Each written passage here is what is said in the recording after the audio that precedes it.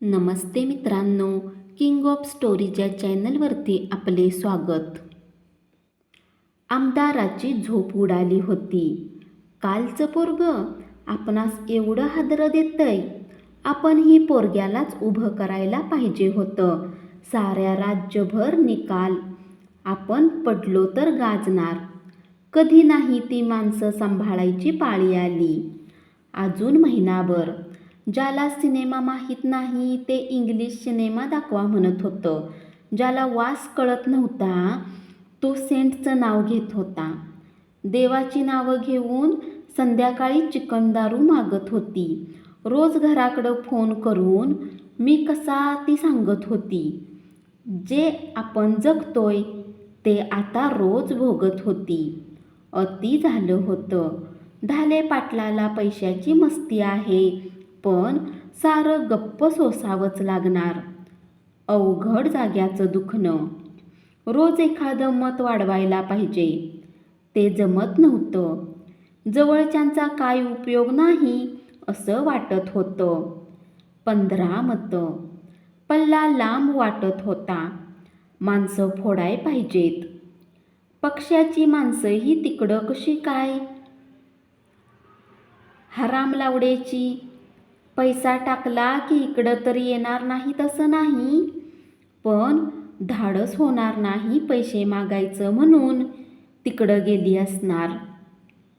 कुठनं मुळावर उठल्यागत ढाले पाटलानं पोरगं उठिवलंय. त्याला काय कारखान्यातला पैसा, त्याच्या काय बाच्या पदरचा आहे, पण आपल्याला तेवढाच सोडायला पाहिजे. त्यापेक्षा जास्त. तालुक्यात चर्चा होती. आमदार रात्रीत राजकारण फिरवणार. शेवटच्या गावातल्यांना निवडणुकीच्या अगोदर पोरांची कामं झाली पाहिजेत असं वाटत होतं. पांडू घराकडं आला की त्याचं घर भरायचं.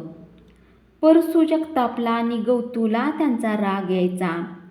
आपल्या पोरांची कामं फेंदारणार असं वाटत होतं.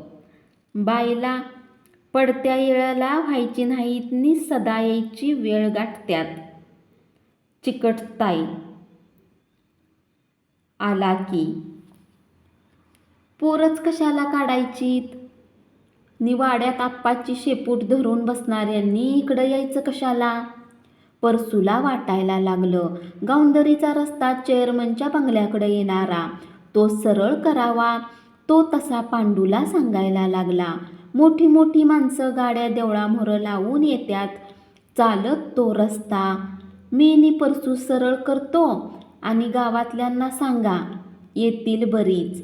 पांडूनं काय आता नाव काढीपर्यंत अवकाश होता, पण पांडूला ते नको होतं. 5 पोरांसाठी सारं गाव येईल. आधीच अडचणीत, त्यात आणखीन अडचण नको.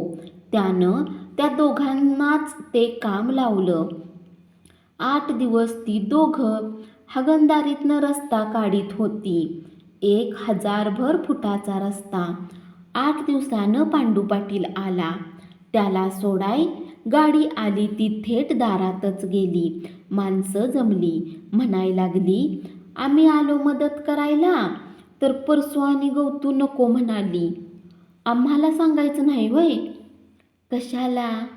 मी त्यांना हजेरीनं सांगितलं होतं. पांडूनं विषयच संपवला. परसूनी गौतूला काहीच समजना. हंबऱ्या रकम्या उतम्या मात्र खुश होती. पांडूच्या भावानं दादा पाटलानं पांडूला सांगितलं होतं, तुला एवढा मोठा मी शेतात राबून केलाय, उम्याचं तेवढं काम कर. त्याला त्याची काळजी लागली होती. उम्याची आई 17 ठिकाणी बोलून दावणार. तिला दम निघणार नाही. उद्या दादाचंही ती ऐकायची नाही. आप्पा पाटलाच्या पार्टीत जाईल. घरचं तिकडं म्हटल्यावर गावाचं काय? बँकेची निवडणूक 2 दिवसावर आली. ढाले पाटलानं आणि आमदारानं ही खात्रीची माणसंही सोडली नव्हती. या 4 दिवसात पानपट्टीवर वर्तमानपत्राचा खप वाढला होता. एका वर्तमानपत्रात 7-8 जण तोंड खुपसून होती. झगरं पडल्यागत. बातम्या वाचून चर्चा झडत होत्या. आमदार पडला तर नाक कापल्यागत होईल. नाही पडायचा. म्हाताऱ्या ढाले पाटलाला 20 वर्षे त्यानं माती चारली आमदारकीत. आणि हे तर काय कालचं पोरगं, त्याच्या हातचा मळ आहे. पेपरात वाच, कुठं 15 मताचा पल्ला गाठायचा आमदार. पेपरवाली तरी सारं खरं छापत्यात होय. त्या कारखान्याच्या जाहिराती ह्यासनी दिल्याव काय होतंय? ढाले पाटलासारखं बोलायला 4 दिवस. मग खरं छापत नाहीत, नि कशाला रोज वाचतोस? तू गप्प बस, तुला नाही समजायचं. ठाले पाटलाच्यातनं येऊन आमदाराला मत द्यायला इथं नाही, तिथं ढाले पाटील असणार आहे. तशी सारीच पटल्यागत गप्प बसली. आप्पाला हीच बातमी रात्री लागली होती. कारण ढाले पाटलाच्यात असणाऱ्या 8 जणांनी आमदाराकडंही पैसे घ्यायचं ठरवलं होतं. त्या 8 जणांचं महिन्याच्या शेवटी जेवणावरून ढाले पाटलाच्या म्होरक्यासंग भांडण झालं होतं. महाबळेश्वरमध्ये हॉटेलातच दारू पिऊन त्यांनी आपल्यातच भांडणं केली होती. या 8 जणांना पैसे देण्यासाठी आमदार महत्त्वाच्या 4 जणांना घालवणार होता. त्यासाठी सकाळी स्वतः फोन करून खात्रीचा माणूस म्हणून आप्पाला सांगितलं होतं. त्यावर आप्पाची खात्रीच पटली. आमदारांचा आवाज दमल्यागत वाटत होता, म्हणूनच जायचं ठरवलं होतं. उद्या मतदान. आज त्यांच्या नातेवाईकांच्याकडं पैसे द्यायचं ठरलं होतं. आप्पा आणि बाकीची 4 ड्रायव्हर घेऊन जाईल तिकडं गाडीत बसून निघाली होती. रात्रीचं 11 वाजले. गाडी ठिकाणावर पोहोचली. तिथं 8 जण ड्रायव्हर होती. कुठल्या गुहेतल्या देवळात सारी गेलती. तिथं शपथा घेतल्या. 8 जणांच्याकडं पाकिटं दिली. आप्पा संग 4 होती. ती आमदाराची हेरच होती. त्यांनी पांडू पाटलाचा विषय काढला. त्यानं ढाले पाटलाकडून सर्वात जास्त पैसे घेतलेलं समजलं. कारण ठराव गाव म्हणतंय आमदाराला द्याचा. मी तुम्हाला देतोय असं सांगून. 5 पोरांचं काम नसलं तरी चालल, फक्त एकाचं काम करू, यावर व्यवहार ठरला होता. आप्पाला ही गोष्ट समजली आणि वाईट वाटलं. आप्पा गप्प बसला. काय होतंय बघूया. पांडूचं वागणं बिघडत चाललंय. आमदार तर त्याच्यावर चिडूनच आहे. त्याला सांगा, नाहीतर बेपत्ता करीन असं आमदार परवा बोलल्याचं आठवलं. एवढा मोठा पुढारी झाला पांडू, कशाला लुडबुडायचं? तसं आपल्या फायद्याचंच. उद्या माणसं पायतान घेतील. सारं गावभर आश्वासन देऊन बसलाय. कुणाचं वाईट व्हावं म्हणून तर असं केलं नसेल. कदाचित तसंच असेल. आणि 4-5 लाख आबाला सांगावं? नको. आमदाराकडं रात्रीच्या हिशेबानं 1-2 मतं जास्त होतील. ढाले पाटील पडला की पांडूला सांगायलाच बरं. तो पडला मग कसं सांगायचं? आणि तो तेच करणार. माणसंही गप्प बसणार. आप्पाला काही सुचना. निवडणुकीचा दिवस. प्रत्येकाची माणसं कडोकट बंदोबस्तात येत होती. आपल्या भाग्योदयाचा रंग पंचांगावर बघून त्या रंगाचे फेटे उमेदवारांनी आपल्या मतदारांना बांधले होते. 1.5 महिन्यानं घराकडं निघालेली एकमेकाला म्हणत होती, घरात बायकोला ओळखला नाहीस तर परत ये. अजून महिनाभर असती तर बरं झाली असती इलेक्शन. परत लागली तर बरं होईल. गावात ढाले पाटील निवडून यावा असं बऱ्याच जणांना आपल्या पोरांच्या नोकरीसाठी वाटत होतं. प्रत्येकजण मार्कलिस्ट दाखल्याच्या झेरॉक्स फायलीला लावून होता निकालाची वाट बघत. पांडू पाटील गावात आला. गावात वाऱ्यागत बातमी पसरली. माणसं जमली. आपण कुणाचंच काम करणार नाही. परत 5 वर्षानं आपल्याला ठराव मिळालंच नाही असं नाही. केलं तेच बरोबर. गावातली 5 पोरं लावलेली. आपला काय फायदा? आप्पानं बाळ्या डवंगाला बँकेत लावलाय, तो किती त्यांच्या मागणं आहे. पण माणसांना लगेच दुखवायची नाहीत. उद्या ढाले पाटील पडलाच तर मग सांगायचा मार्गच खुला. आता मग बघू, पांडूनं विचार केला. जमलेल्या माणसांना तो सांगू लागला. निकाल लागल्यावर आपण सारीजण भेटाय जाऊ. 5 पोरं घेणार आहे आपली. पैसे समोर असताना हात लावलेला नाही मी. पोरच घ्यायची कामावर म्हटलो. पण माणसांना पोरं कुणाची तेच समजना. वाड्यात येणाऱ्या माणसांची वर्दळ महिनाभर एकदमच बंद होती. आबांना कसंसंच वाटत होतं. पण आप्पाला गावात भांडणं होतात की काय ह्याची काळजी लागून राहिली होती. पांडू पाटलाला गावातला एकटा एकटा भेटून काय लागलं, 5-50 हजार तर सांगा म्हणत होती. त्यांना पांडू सांगत होता, उगच महिना काढलाय होय त्यांच्यात पैसे देऊन काम करायला. त्यावर माणसं गप्प होत होती. निकाल लागला, आमदार पडला. पांडूला आनंद झाला नि दुःखही. आप्पाला निकालाचा अंदाजच लागना. आप्पा आबा सोडून पांडूच्या बंगल्यावर सारं गाव गोळा झालं.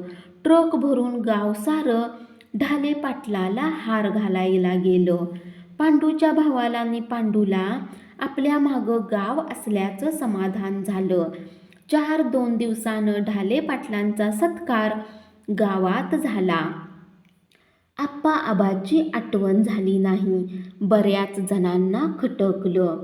पण पोराचं काम, पांडू पाटलाचा मान या गोष्टीसाठी पोटातलं शब्द ओठापर्यंत नाही आलं कोणाच्याच. आबा गप्प होता. धोंडीबा बडबडत होता, या गावाला लाज नाही. बाईला आप सौराती नव्हका, एकाला जवळ करायच्या लायकीची नाहीत. नडीतडीला वाडा पाहिजे. आणि आज गावातल्या कार्यक्रमाला गावचा सरपंच न ग, ह्यांच्या घोडा लावायला पाहिजे. सगळ्या गावाला नोकरी लावतोय, त्याच्या बाच्या घरात कारखाना दुसरा योग काढायला पाहिजे. अरे दम काढ, आबा म्हणाला. कशाचा दम? महिना झाला वाडा ओस पडल्यागत झालाय. त्याला भरून आलं. माणसं हायत का हैवान, लागलीच इसरत्यात ती. त्याच दिवशी संध्याकाळी आमदारानं पक्षाच्या जिल्ह्याच्या कार्यकारिणीत बदल केल्याचा फोन आप्पाला आला. त्याचं जिल्ह्याचं उपाध्यक्षपद गेलं होतं.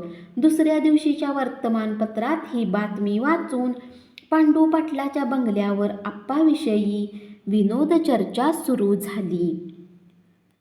हंबऱ्या, रकम्या, उतम्या, उम्या यांना आनंद झाला. परसुनी गौतूला पांडू पाटील म्हणाला, बस की म्हणाव कवटाळून आमदाराला. हे असं असतंच बघा. उद्याची आमदारकी ही देशमुखानं आता विसरावी. बेंदूर सण जवळ आला तसा बरीच दिवस उघडलेला पाऊस सुपानं वतल्यागत चालू झाला. कासारींनी जांभळी पात्रानं बाहेर पडल्या. 4 दिवसात पुराचं पाणी नदीकडच्या शेतातनी समुद्रागत पसरलं. वाहतूक बऱ्याच ठिकाणी बंद झाली. साधं गावात आजारी माणसाला औषध मिळेनासं झालं. गाई म्हशी घरात असून डेअरीला दूध घालून पैसे मिळवण्याच्या आशेनं दूध न खाणारी माणसं दुधाचं पदार्थ खाऊ लागली. वाहतूक बंदमुळं दुधाचा चहा प्यायला लागली. धोंडीबाकडं रवी आणि त्याचा पोरगा चिखलाची बैल करून मागू लागली. वाहतुकीमुळं शाळा बंदच होती.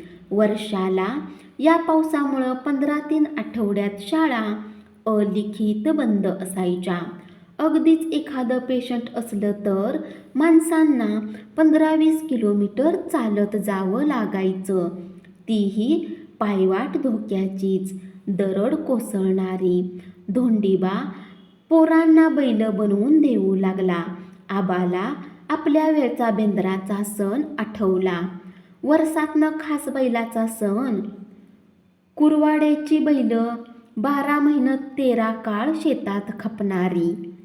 त्यांना तो धुवून पाकडून आणायचा. रोपणं कंटाळवालेली बैल या दिवशी दिवसभर त्यासाठी तो खपायचा. बैलांना धुवून आणल्यावर शिंग रंगवायची, शिंगात शेंब्या घालायच्या, अंगावरच्या झुलींनी त्यांना सजवायच्या.